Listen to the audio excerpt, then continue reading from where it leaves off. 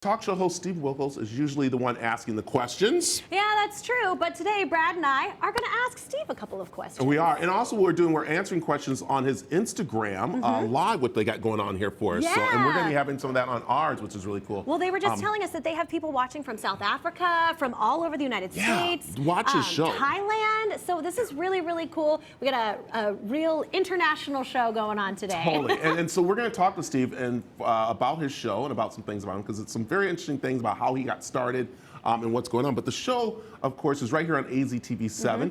Not once, but twice we carry it, so which is really cool. Yeah, that's which really, is nice. really awesome. So 2 and 3 o'clock, you can catch it right here on AZTV7 weekdays, where he actually helps people quite a bit with problems and different things. A lot of people have seen him make this different change. I have watched him grow up. Which is really cool, so I love it. So let's bring him back in here. Steve, he had a chance to change. We've been having some fun with him. We got him a Steve Wilkos. Not just the wardrobe changes in the middle of a show. Right? You got to run. I told you were going to run around here, didn't I? Man, more than my show. And you got yourself a mug. I'd love it. So, but we need that back after the show. It's not in the budget. I get it. Just so you know, it's not in the budget to give that to you. Yeah. So we got a lot going on. Steve, you know, this is really cool because you are, I'm going to say, you're kind of like the TV dream come true, because you started as really behind the scenes security for Jerry Springer's show.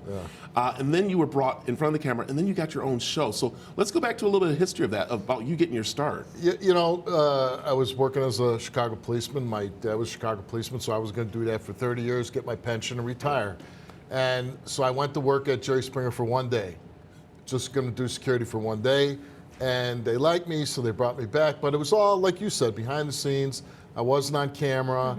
And then when the show took a different direction, where the confrontation, the young couples and love triangles, then I became part of the show on accident, right? Nobody ever planned for that, but I became part of the show because I was on stage so much. Yeah. And actually, my parents didn't know Jerry Springer, didn't know the show. And there was one time there was these two gay guys constantly fighting, so they said, just stay on stage, just sit between the two of them, right? Yeah. Well, then somebody told my mother, like, hey, your son's involved in a gay love triangle. Oh my gosh. She's like, what are you talking about? And she's like, yeah, I saw him on the Jerry Springer show. And my mom calls me up, she's like, what's going on? I go, I work security on the show. That is so funny. But yeah, and then we did things called Steve to the Rescue, where I went out and I helped people. Yeah. And, you know, things like that. And then my role just kept growing on the show. And really how I got my biggest break getting my own show was Jerry going on Dancing with the Stars. Yeah. So they thought he'd be the first one voted off. But in the meantime, they needed somebody to do those shows because you can't shut production down. Right. Yeah. So I did them for a week. But then Jerry did really well on Dancing with the Stars. He was on it for like 5 or 6 weeks. Good for him, man. I was surprised. Surprised that he made that far? Yeah. I think a lot of us were. Yeah.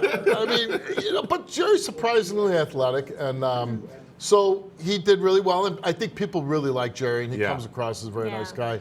So I ended up hosting like 30 shows. Wow. And when those shows aired, they rated really well.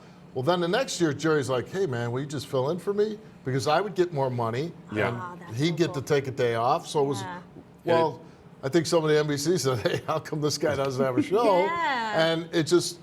But it happened. You know, to get a TV shows is harder than winning the lottery. Yeah. So Oh, then, totally. yeah. So then I so- gotta ask we just got asked this question.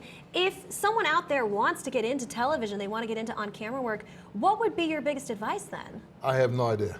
Because, I mean, you know, if you told somebody, well, do it like I did it, become a security guard, you have no shot at getting a But TV what you show. did was you took the likes you, chances. You put loves the yourself songs. out there. Yeah. Well, I'll say this. Loves I the worked guys my when you're butt having off fun. once I got my foot in the not. door. There you go. When they asked me, when the show asked me to do anything, I did it. Right. Gotcha. And so they knew they could count on me. They knew they could rely on me. And I just went with it, you know? Cool. Let's talk about the show, because one thing about you, Steve, is that you are a peacekeeper, because that's what you were. You're a police officer, so you're a peacekeeper. And I think that's what works with your show, is that you're not there to judge anybody. You're there to help people, and also to help it in a way that's not so much confrontational in different ways like that, even though it gets that way. Yeah. But you're there helping them in a peaceful way, and I think that's what comes across, that you're the regular guy talking with them. You know, and I love that you say that. And I also think a big element is the simplicity of the message of the show. It really comes down to what's right and what's wrong, right? Like in these times, people want to make things very complicated and all this and that. No, it really comes down to right and wrong. And like, maybe we're an older generation now, but our parents told us, don't do this, don't do that, show manners, show respect, you know. And I think that's what I think a lot of people watch my show for, because they just want to see the good guy win or the good woman win. Sure. And they want the bad guy to be punished, and they want to be consequences. And nowadays, it seems like people that do bad things, there's no consequences. Right. People want to feel that justice. I love That's really important.